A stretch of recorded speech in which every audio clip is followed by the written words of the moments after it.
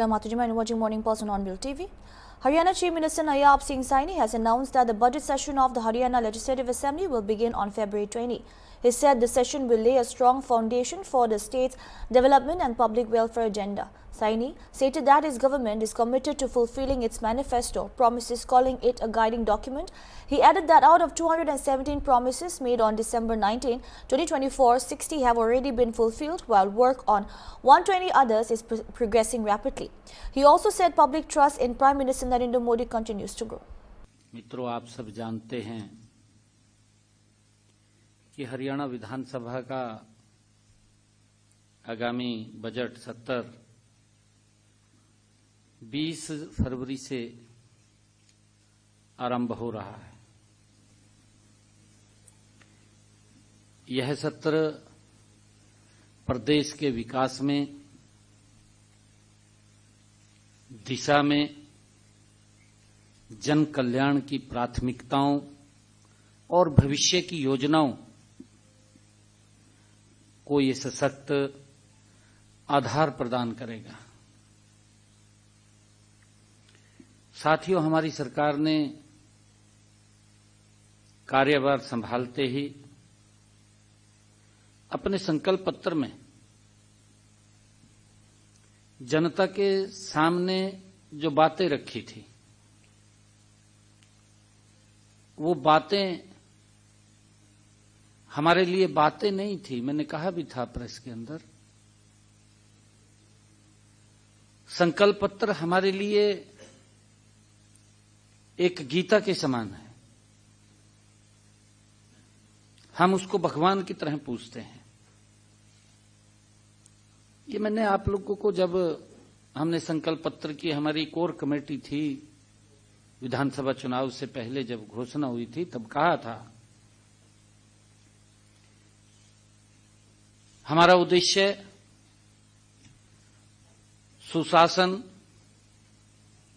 पारदर्शिता तथा जनहित के प्रति हमारी प्रतिबद्धता का वो स्पष्ट दस्तावेज है। हमारा ये संकल्प पत्र। मित्रों, पूरा देश जानता है कि भाजपा सरकारों में कथनी और करनी में कोई अंतर दिखाई नहीं देता, कोई फर्क दिखाई नहीं देता। ये पूरा देश जानता है। देश का विश्वास नरेंद्र मोदी जी के ऊपर बढ़ रहा है। हमारी सरकार ने भी अपने संकल्पों को जमीन पर उतारने के लिए गति से हम कार्य कर रहे हैं। मुझे खुशी है बताते हुए आप सबको कि 19 सितंबर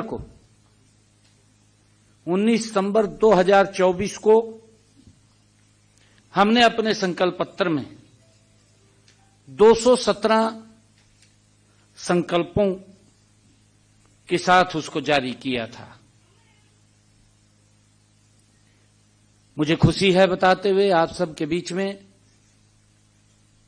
कि हमने 60 ऐसे संकल्प हैं जिनको पूरा किया है।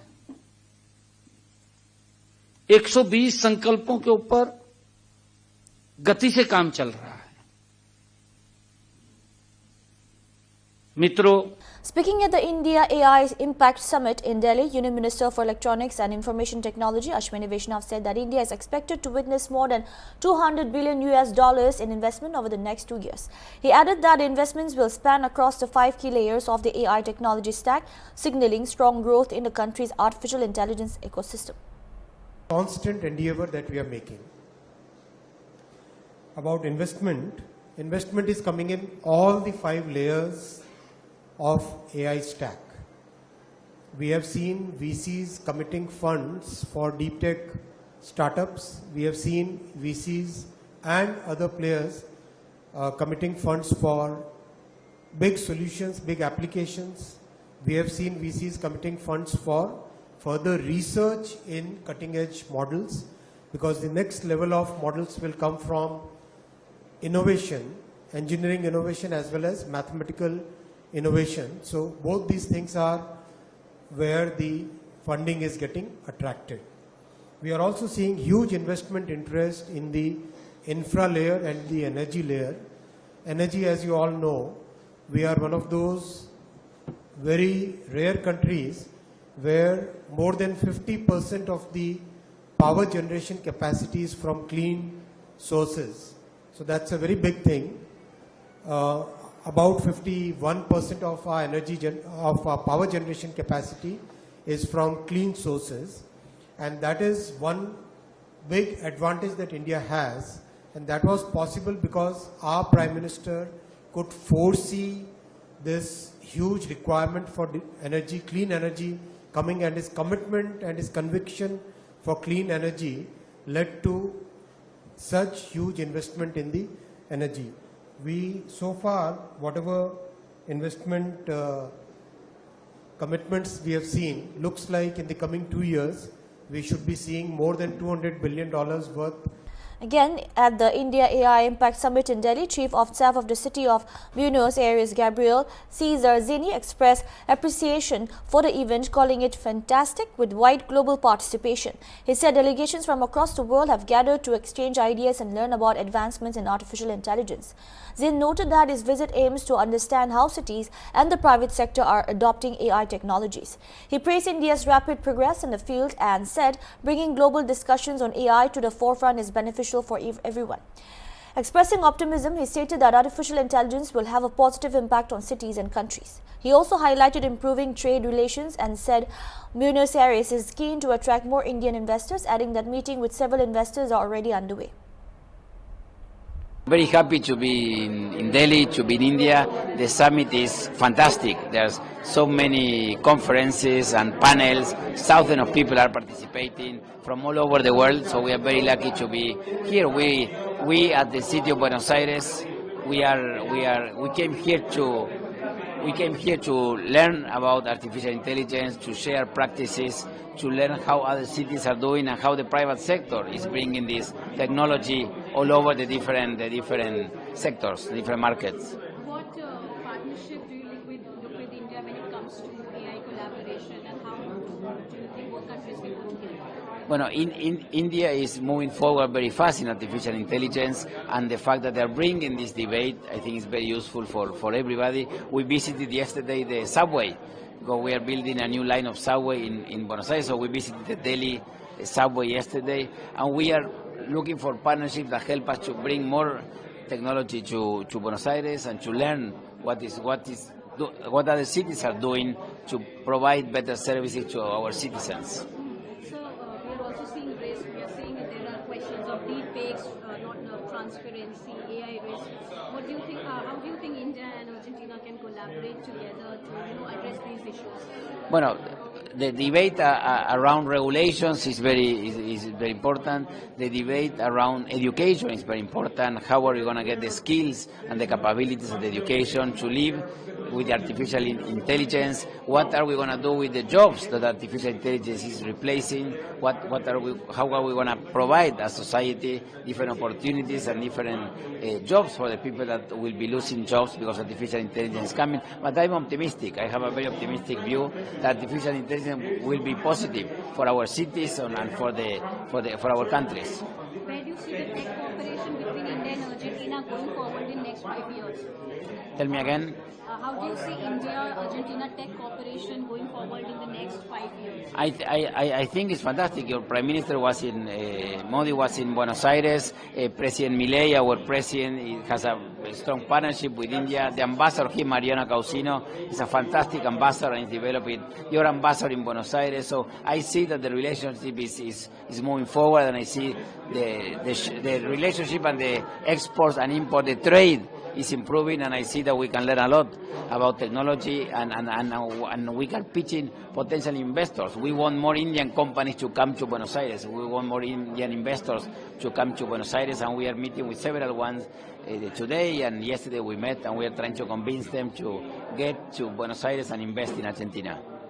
At the India AI Impact Summit 2026, Emmanuel Gainzia, Secretary of Modernization, Science, Technology and Innovation for Argentina's province of Entre, said that the world is entering a new chapter in artificial intelligence. He noted that countries like Argentina, India and Brazil have strong opportunities in the AI space due to their talent base. Gainzia emphasized the need to focus on education and productivity, saying AI can help generate new ideas, create jobs and boost efficiency. He also highlighted India's growing role as a global player, not just in AI but across the broader economy, and expressed optimism that collaborations among like-minded countries will deliver positive outcome from the summit. Okay, my name is Emmanuel Gainza. I am the Secretary of Innovation, Modernization and Science from my state, Entre Rios. Entre Rios is one of the 24 states from Argentina, and we are attending here to the AI Summit. We have just started. We have been here in India for a few days before the conference, and I think that we are really in the edge of a new chapter in history about this technology.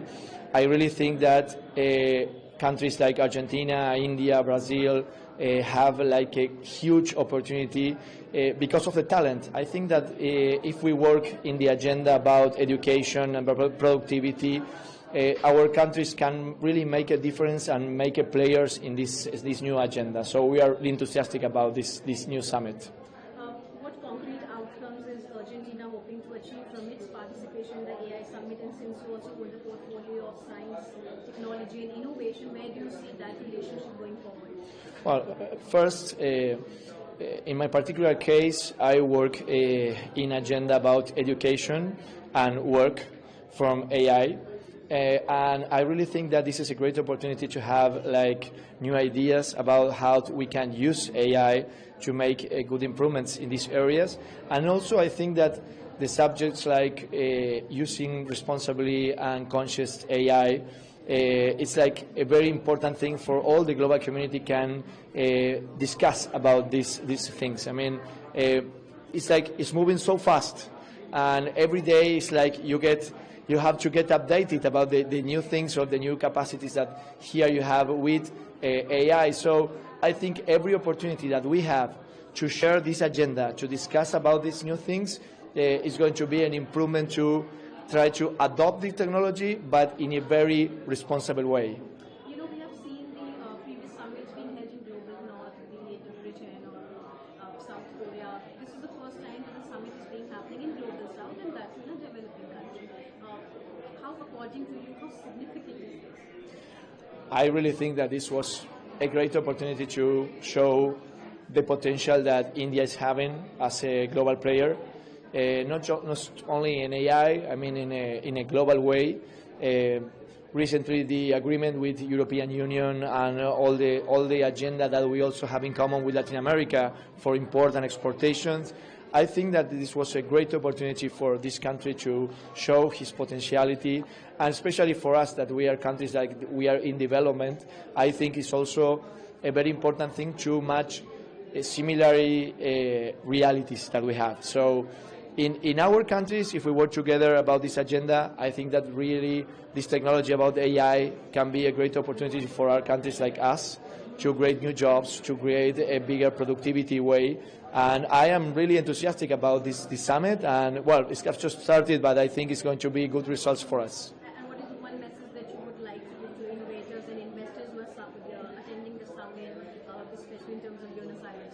Well, I think the most important thing here with this technology is about our capacity to adapt the changes. You know, now this is happening, as I said, so fast that you really have to make yourself a new ability about adaptation for the changes, and also about talent. I am sure that talent now is one of the most important things that we are going to be on play with this technology. So if we work education, if we work in universities, if we work like a whole complete team about this education thing, we are going to have a good opportunity about new jobs.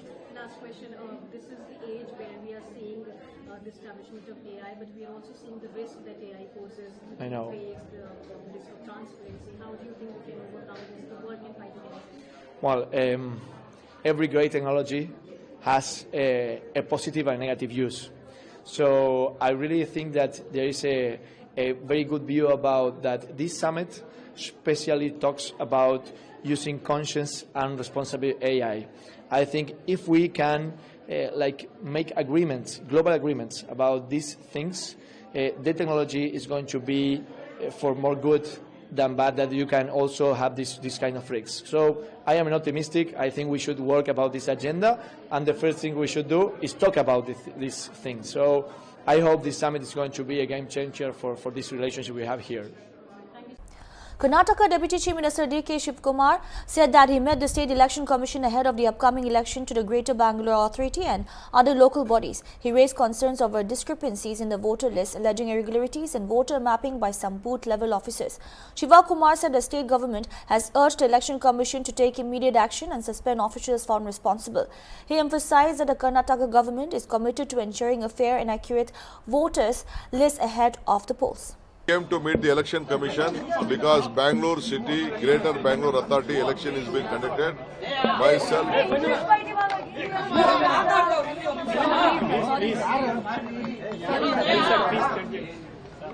Bindre Aurguno.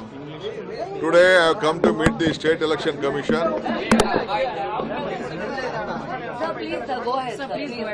We have come to meet the State Election Commission. Myself, Mr. Ramlinga Reddy, Dinesh Gunrao, Rizwan, Srinivas, Puttanna and all of us have come to meet the State Election Commission because we have the election. State Election Commission will conduct the election of the state local bodies, including the Greater Bangalore Authority and the Jilla Panchayat and the Taluk Panchayat election or the Gram Panchayat. It is their duty.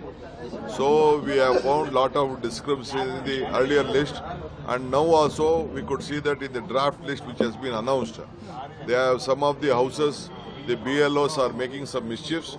In one house there are 5 votes, 2 votes is in one booth and 2 votes is in a different booth. And some of the votes itself have been divided, their families is divided, the voter list has been divided, all these things we could find. So we have informed him to be very cautious on this issue, and whatever is there, you have to take action, immediately suspend such type of officers who have been involved in this. And every political party, whatever the constitution has been given, the election commission has given and permission to see that the BLA will accompany the BLO. So let all political parties, it may be BJP, Janata Dal, Communist or whichever party is there, let the BLA go accompany the BLO, and then let them go to the houses, verify, and let there be a free and fair election, free and fair voter list. That is what the Karnataka government wants. So that is what I came, and on behalf of the party, being a representative of the party, heading the party, I came along with my leaders, the core committee leaders of this Bangalore election. I have requested to map the houses, map the street, map every area connected to it. So BJP is holding a press conference. They are making a big allegation, even as that you have big plans regarding the Congress party bhavans that you are planning for that level. So the BJP is saying that the government land is getting misused with the concessional. Of course, we are conducting on the 100 years of Mahatma Gandhi ji, 100 Bhavan. I have not taken, I am just taking 5,000, 10,000, 3,000 square feet. In Bangalore city, I think at the time of BJP, they have taken more than 100 places in the name of trusts for the various institutions, where I don't want to tell. In the private institution, again some of them, their party, them are inside, and they took out a Chanakya University. There the value of the Chanakya University is minimum 10 crores. They have taken it at 50 lakhs, 100 acres. And they have collected through CSR. How many crores of rupees they have collected through CSR? They have misused the power. It is a temple. As BJP not collected, how did the RSS office come out? How they allotted the land? You come to Sadashivnagar, next to my house, a park was there. They have taken it as a wellness center, the yoga center. They have built a big office there. So I'll show you 100 places like that what BJP has done. They need not tell me, let them do any allegation. It is my bound duty to protect my party, and I have a temple of the Congress party, a small land of 3,000, 4,000 square feet. We are allotting it. We have every eligibility to allot the land. Some of them have gone to the court, let them go to the court. The foreign tour. I don't know. I know that to the media that they have gone they are going for a foreign tour. I am not aware for it. It is left to them, and I know who is funding. I don't know all this issue. Let me find out and speak to you.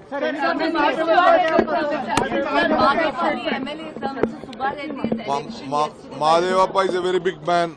He is also a part of my high command now. I can't speak anything on that. Let the party take its own call. High command will take its call as an MLA, and the chief minister also will take a call on whatever the statement is there. I don't know about it. So you're often called it saying all 134 MLAs are your Yes, MLAs. of course. Will they continue to make this damaging the party's prospective? I will just come back on that. That's all we have for now. Keep watching Hornbill TV.